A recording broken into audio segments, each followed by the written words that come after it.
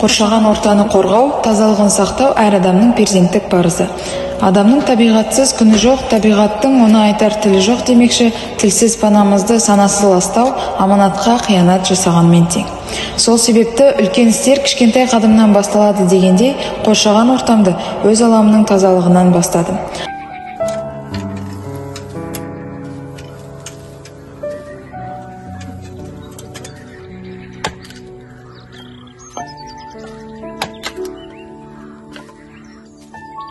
Табиғатымызды, жер анамызды құрметтей білейік дей отыра, 10-шы А сыныбына осы экологиялық эстафетаны ұсынамын.